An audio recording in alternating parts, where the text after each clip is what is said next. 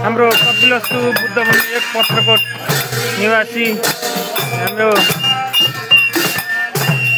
बदन मण्डली टिमबाट भैलो खेलौँ भन्ने सरसल्लाह भएअनुसार हामी चाहिँ हिजोको दिनदेखि खेलियो र आज पनि भाइटिकाको दिन पनि भैलो खेलौँ भन्ने सरसल्लाह अनुसार हामी चाहिँ हाम्रो परम्परागत खेल्दै आएको रीतिरिवाजलाई मध्यनजर गर्दै हामी भैलो खेलिरहेका छौँ। हाम्रो सानीमा नाचिरहन छ अनि हामी निरन्तर भैलो खेल्ने क्रममै छौँ।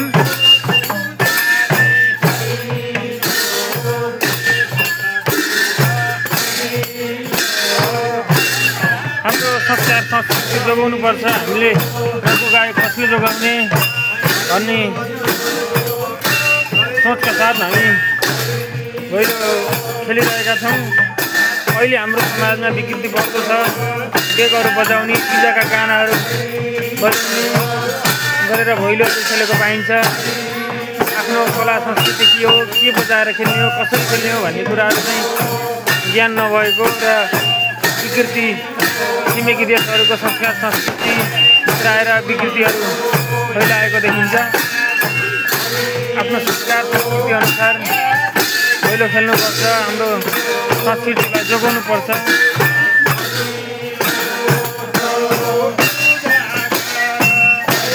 हाम्रो संस्कारलाई जोगाउनुपर्छ, भैलो खेल्नुपर्छ भन्ने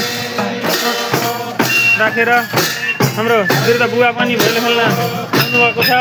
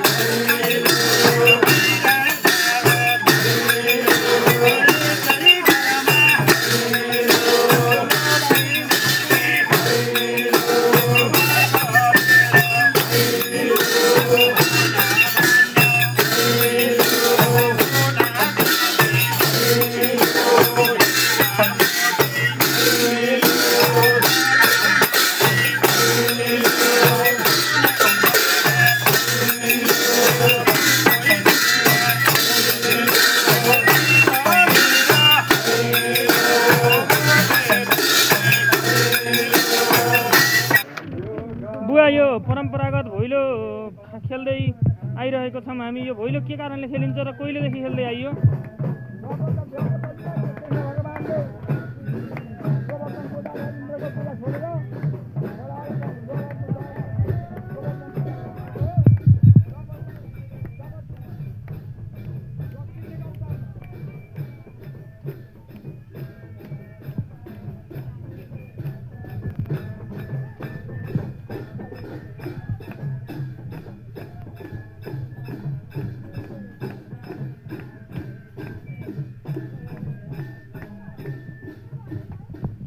यो भैलोको रूपमा अहिले बजारहरूमा डेक बजाएर नाचिरहेका छन्। यो के हो? यो विकृति हो कि के हो बुवा?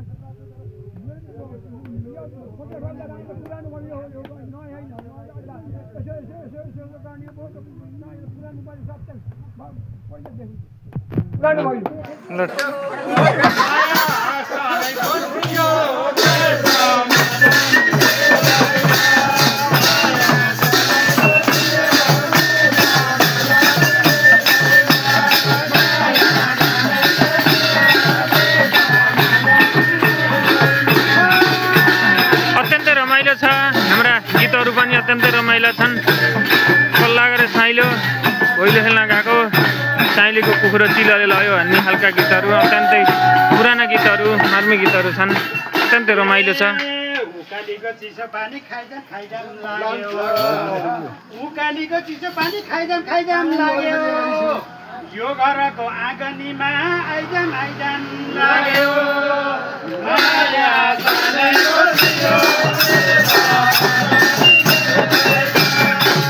यो जाडोमा उकालीमा पानी खाँदै भैलो खेल्नुको पनि रमाइलो छ। उकालीमा त जान सकिएन यसपालि, सम्ममै नाचिरहेका छौँ, सम्ममै भैलो खेलिरहेका छौँ। उकालीमा गएका छैनौँ, तर पनि हामीले गीत गाउँदै गर्दा उकालीमा जाँदै गर्दा भन्ने गीतहरू गाइरहेका छौँ। अत्यन्तै रमाइलो छ।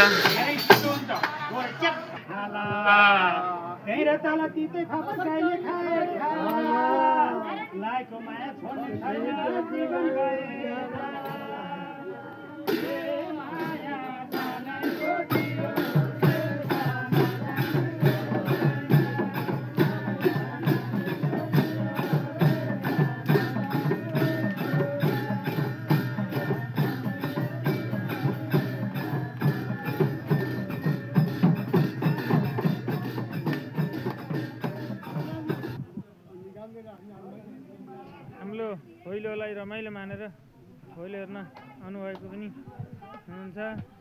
अत्यन्तै रमाइलो छ।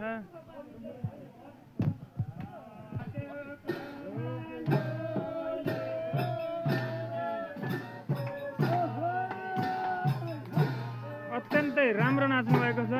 अहिले आएर यो भैलोलाई रमाइलो मानेर दुईजना आएर नाचिराख्नु भएको छ। बुढाबुढीको नाच अत्यन्तै रमाइलो छ। ल हेर्नुहोस् है, कति हलुङ्गरी नाचिराख्नु भएको छ।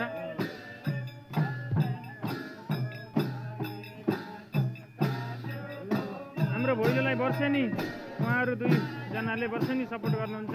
गत वर्ष पनि उहाँहरू दुईजना आएर हामीलाई सपोर्ट गर्नुभएको थियो भने अहिले पनि आउनुभएको छ।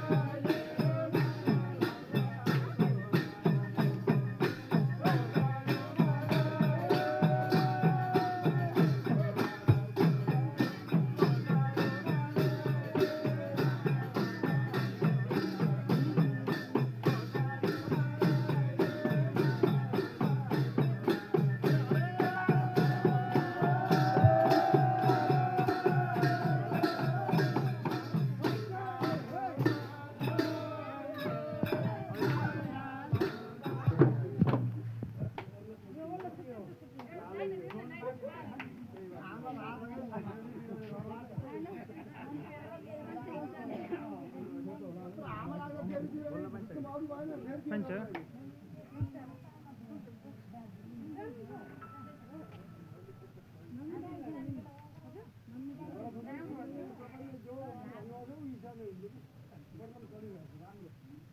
यहाँ सानीमा नाचिराख्नु भएको मामा अहिले आउँछ